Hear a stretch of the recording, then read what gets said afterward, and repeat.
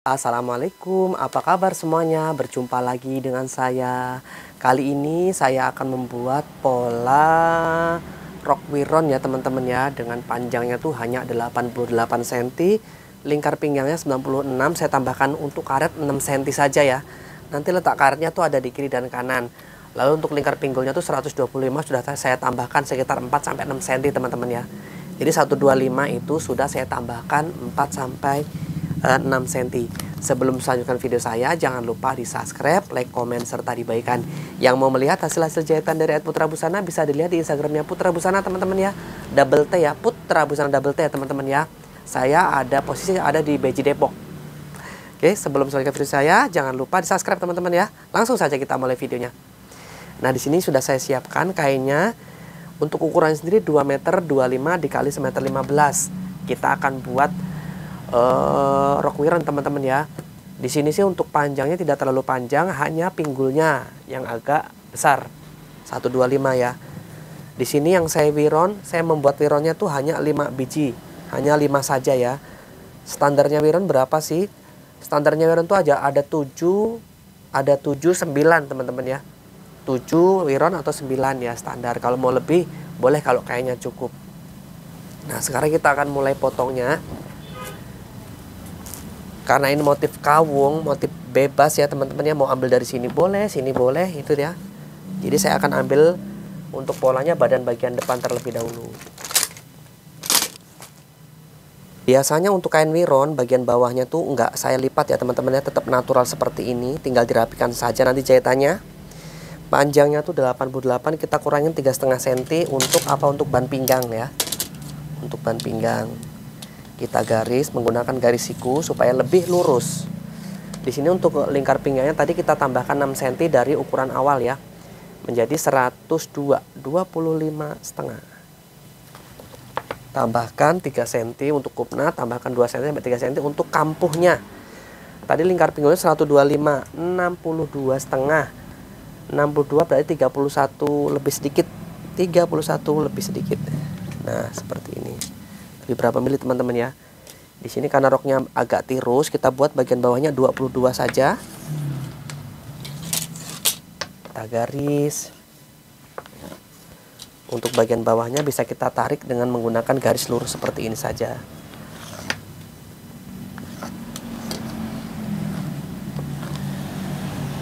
Kita kasih garis kupnat ya. Turun sekitar 12 cm-an. Oke. Sudah ya, sudah terpola, tinggal kita gunting.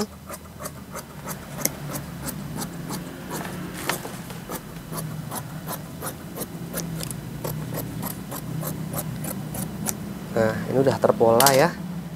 Kita pindahkan garis kupnatnya. Sudah, tinggal kita geser seperti ini teman-teman. Nah, sekarang kita akan membuat pola badan bagian belakang. Nah, kita balik saja seperti ini, dibolak-balik ya, jadi lebih hemat bahannya. Dibolak-balik itu syaratnya kalau polanya motifnya bebas teman-teman ya. Ini kan motifnya tuh bisa kemana saja gitu. Nah, kita ratakan bagian bawahnya seperti ini. Jangan lupa kalau untuk lingkar pinggul sebesar ini, untuk bagian atasnya saya naikkan ke atas seperti ini sekitar 3 sentian ya. Nah, supaya nggak ngangkat bagian belakangnya tuh. Kadang tuh suka ngangkat. Ada yang ngangkat, ada yang enggak teman-teman ya. Jadi untuk mensiasati, kalau seandainya nggak ngangkat terus panjang belakang bagaimana? Ya udah, resiko kita tinggal kita luruskan saja gitu. Ada juga yang membuat pola rok seperti ini depan belakangnya juga beda, ada juga teman-teman ya. Nah, ini kalau mau aman lagi untuk bagian belakang tuh kalian bisa menggunakan 2 kupnat ya. Jadi bagian bokong belakang tuh lebih longgar, ada juga yang seperti itu. Itu. Nah, sekarang tinggal kita menentukan wironnya. Badannya ini kita sisihkan ya. Kita buka dulu polanya. Untuk wiron ngadep kemana, saya sih biasanya ke kiri ya, dari kanan ke kiri. Ada juga yang minta dari kiri ke kanan gitu ya. Karena saya kan nggak Jawa-Jawa banget, masih yang netral ya. Sebenarnya sih mungkin ada pakemnya ya. Jadi kalau kayak kalau wiron Jawa mana ngadepnya, wiron Jawa untuk perempuan ngadepnya kemana gitu, kiri atau ke kanan ada.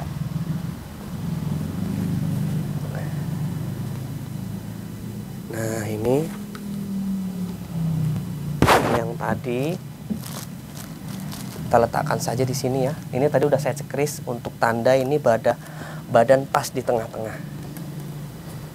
Nah di sini masih ada sisa 10 cm. Kalau kalian mau menambahkan, tinggal dilipat seperti ini saja teman-teman ya. Dilipat seperti ini. Ini dilipat ke dalam. Kalau ini sih saya setrika teman-teman ya. Saya setrika. Nah ini tuh saya lipat gini ya teman-teman ya. Nah, lalu dilipat lagi, jadi bolak-balik. Jadi ntar pas ngejahit masih bisa kita press tuh. Jadi di sini wironnya tambah 1 ya, lumayan daripada kita resiko. Makanya kalau kita motongnya dari depan, kadang resiko kita ya. Kalau kita bisa memperhitungkan sih nggak apa-apa ya, memperhitungkan dengan matang gitu ya. Tapi kan kalau kita kira-kira memperkirakan kayaknya nggak dapet gitu, itu lebih baik seperti ini. 1, 2, 3, 4, 5, 6, 7. Nah ini dapat 7 wiron teman-teman ya. Sudah saya putuskan untuk 7 wiron saja. Ini masih ada sih 1, 2 ya. 7 wiron. Sudah. Kita sematkan jarum pentul untuk di bagian sininya. Nah jangan lupa bawahnya dilurusin nih. Kadang-kadang tuh suka error nggak lurus tuh. Nah ini bawahnya harus kita lurusin.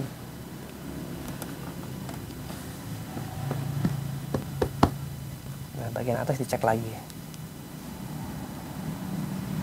Nah di sini tuh kan miring teman-teman ya, kalau kita geser ini bergeser, jadi untuk bagian atasnya bergeser 1 cm. Kalau saya tetap nggak apa-apa daripada bawahnya miring, jadi bagian atas miring 1 cm. Oke.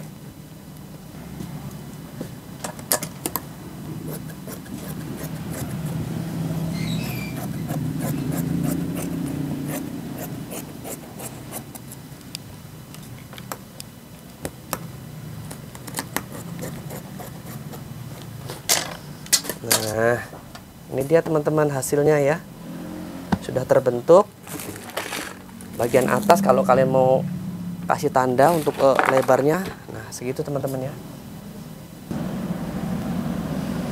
Oke teman-teman, sudah selesai ya proses pembuatan rok wiron Jawa dengan pinggul 125 cm. Semoga bermanfaat.